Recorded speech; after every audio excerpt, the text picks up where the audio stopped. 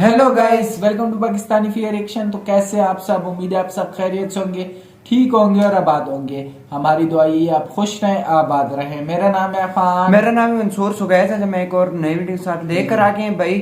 1980 की ये बात है कि सारा कुछ इकोनॉमी नहीं, हाँ। मतलब पाकिस्तान के ऊपर थी और इंडिया की नीचे थी ना।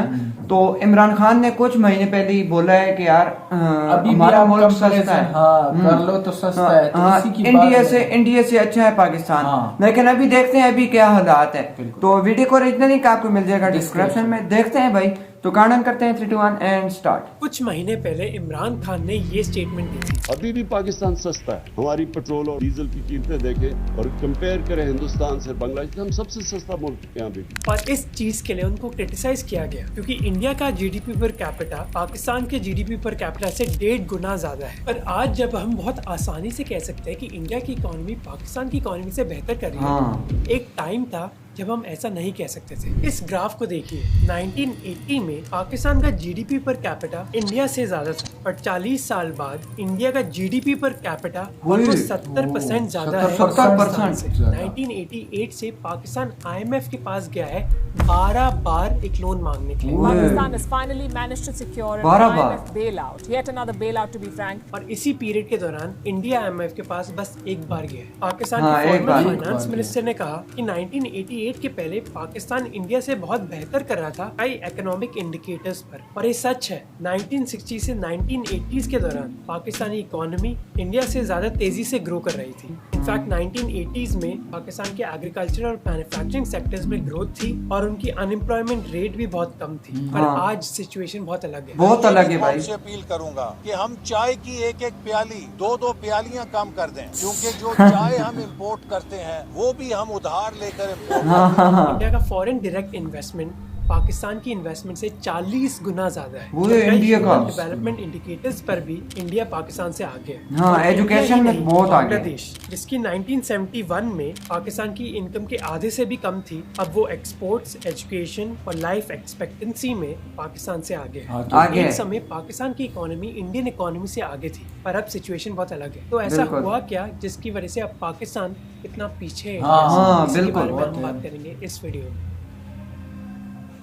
सोच है ना। इस चीज को समझने के लिए हमें 1947 के पहले जाना होगा, जब ये दोनों देश एक थे। ये कुछ फोटोज हैं बंगाल फैमिन से, जो 20वीं सदी का सबसे भयानक डिजास्टर्स में से 20वीं एक, सदी का। जिसकी वजह से 30 लाख लोग मारे गए थे। 30 उस समय लाख अंग्रेजों ने कहा था लोग। कि ये एक अनअवॉइडेबल नेचुरल डिजास्टर था, पर आज कई रिसर्चर्स मानते हैं कि ये डिजास्टर अंग्रेजों की वजह से ही हुआ था, क्योंकि उस समय इन्फ्लेशन बहुत बढ़ गई थी। इस चीज के लिए जिम्मेदार अंग्रेजों की पॉलिसीज भी थी, जिसकी वजह से जरूरी रिसोर्सेज गरीब इंडियन से छीनी जा रही थी, ताकि ब्रिटिश और अमेरिकन सोल्जर्स अपनी वर्ल्ड वॉर लड़ सके। ये एक उदाहरण है जो हमें बताता है कि अंग्रेजों के दौरान इंडिया और पाकिस्तान को किस चीज से गुजरना पड़ा था।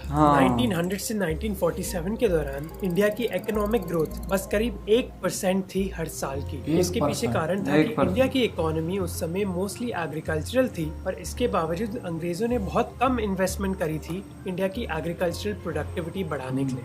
अंग्रेजों ने इंडियंस की ह्यूमन पोटेंशियल पर भी बहुत कम इन्वेस्टमेंट्स करी, जैसे एजुकेशन और हेल्थ केयर में बहुत कम पैसा डाला गया, जिसकी वजह से दुनिया में इंडिया की लिटरेसी रेट सबसे कम में से एक थी, और लाइफ एक्सपेक्टेंसी 30 से 40 साल के बीच थी, जिसकी वजह से जब दोनों देशों को इंडिपेंडेंस मिली, तब दोनों सरकारों की जिम्मेदारी थी कई सालों की स्लो ग्रोथ रेट को चेंज करने की। कई पॉलिसीज दोनों साइड्स में बहुत सिमिलर थी। दोनों ही देशों की इकोनॉमीज में सरकार एक बहुत इंपॉर्टेंट रोल प्ले कर रही थी, जिसको हम कहते हैं सेंट्रल प्लानिंग।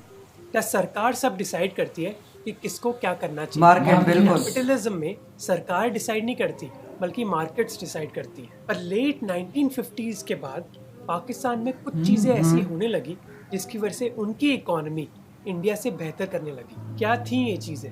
लियाकत अली खान से लेकर फिरोज खान नून तक अपने इंडिपेंडेंस के पहले 11 साल में पाकिस्तान के 7 प्राइम मिनिस्टर्स थे। ये सिलसिला थमा 1958 में, जब आयूब खान ने एक मिलिट्री रूल इम्पोज किया। सारे मुल्क में माशाल्लाह नाफिज कर दिया गया है। अब चाहे इस मिलिट्री रूल के पॉलिटिकल कॉन्सिक्वेंसेस इतने अच्छे नहीं थे, जिनके बारे में हमने एक पिछले वीडियो में बात करी थी, पर आयूब खान के रूल में Golden golden period। start हुआ, जिसको पाकिस्तानी इकोनॉमी के लिए गोल्डन पीरियड कहा जाता है, क्योंकि पॉलिटिकल स्टेबिलिटी की वजह से 1960s के दौरान पाकिस्तान की इकोनॉमी तेज गति से बढ़ी। इस पीरियड के दौरान सरकार ने इंफ्रास्ट्रक्चर और हैवी इंडस्ट्रीज में इन्वेस्टमेंट करी। इस समय के दौरान पाकिस्तान को अपनी पहली ऑयल रिफाइनरी मिली, एक ऑटोमोबाइल इंडस्ट्री स्टार्ट हुई, सीमेंट इंडस्ट्री स्टार्ट हुई और कई और हैवी मैन्युफैक्चरिंग इंडस्ट्रीज भी स्टार्ट हुई। इस समय के दौरान पाकिस्तान की मैन्युफैक्चरिंग ग्रोथ 8.5% थी, जो पाकिस्तान के इतिहास में मैन्युफैक्चरिंग ग्रोथ सबसे हाईएस्ट थी। इस समय पाकिस्तान में एक एग्रीकल्चरल रेवोल्यूशन भी स्टार्ट हुआ। इस एग्रीकल्चरल रेवोल्यूशन की वजह से इंडिया को भी इंस्पिरेशन मिला था। पाकिस्तान ने water resources, mechanical agricultural production,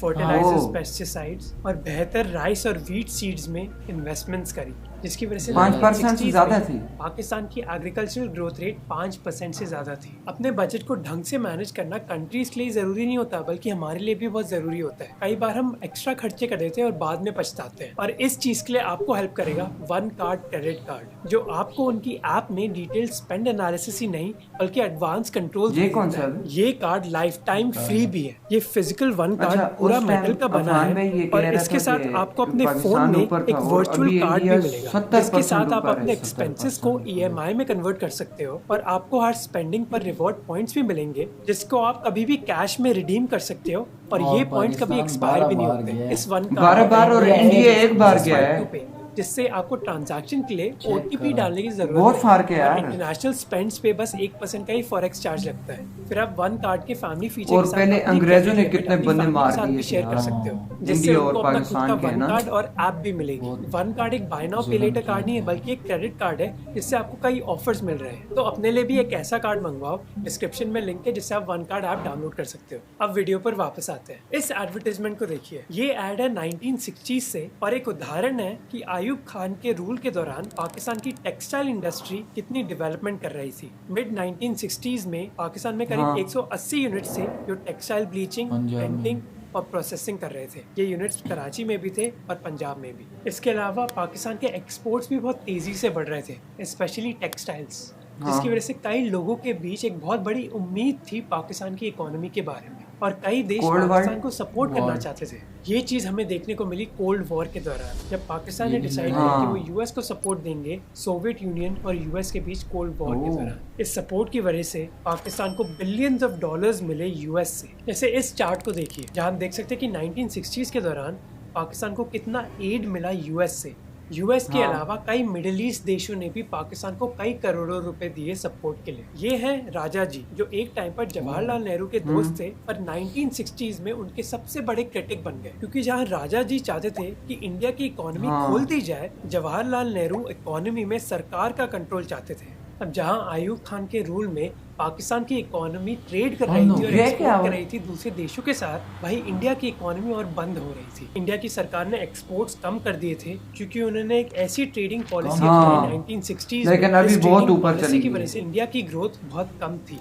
Indian सरकार का आइडिया था कि वो डोमेस्टिक इंडस्ट्रीज को बढ़ावा देना चाहते हैं, जिसकी वजह से उन्होंने टैरिफ्स, सब्सिडीज और दूसरी रिस्ट्रिक्शंस अपनाई, जिससे ना बिजनेसेस इंपोर्ट कर सकते और ना अपना सामान एक्सपोर्ट कर सकते।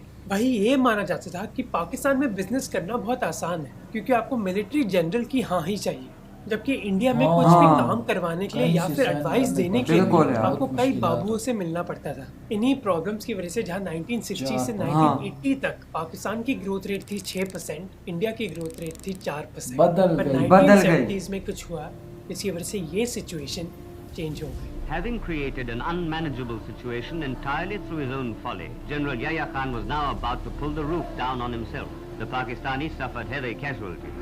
A new nation was born. उस समय पाकिस्तान के दो बड़े हिस्से थे, वेस्ट पाकिस्तान और ईस्ट पाकिस्तान, जहाँ कई टेक्सटाइल मिल्स, जिससे पाकिस्तान का फायदा हो रहा था, वो ईस्ट पाकिस्तान में थे, पर उस पैसे के खर्चे ईस्ट पाकिस्तान में नहीं बल्कि वेस्ट पाकिस्तान में डाले जा रहे थे। आयूब खान के 10 साल के रूल के बाद, जहाँ वेस्ट पाकिस्तान की पर कैपिटा इनकम करीब 500 रुपए थी, ईस्ट पाकिस्तान की पर कैपिटा इनकम करीब 300 रुपए थी। इसके अलावा आयूब खान ने कई ऐसी ट्रेड पॉलिसीज भी इम्प्लीमेंट करी, जिससे ईस्ट पाकिस्तान को भुगतना पड़ा। जैसे जहां वेस्ट पाकिस्तान के प्रोडक्ट्स ईस्ट पाकिस्तान में आसानी से बेचे जा सकते थे, ईस्ट पाकिस्तान के प्रोडक्ट्स पर टैरिफ लगाया जाता था वेस्ट पाकिस्तान में बेचने के लिए। इसका मतलब था कि ईस्ट पाकिस्तान में आप कुछ भी बेच सकते थे, पर वेस्ट पाकिस्तान में आपको लोकल प्रोडक्ट्स ही मोस्टली मिलते हैं। और ये बस एक ही कारण था, ऐसे और कई कारण थे जिसने दिखाया कि कैसे वेस्ट पाकिस्तान ईस्ट पाकिस्तान पर डोमिनेट कर रहा था। जैसे लैंग्वेज,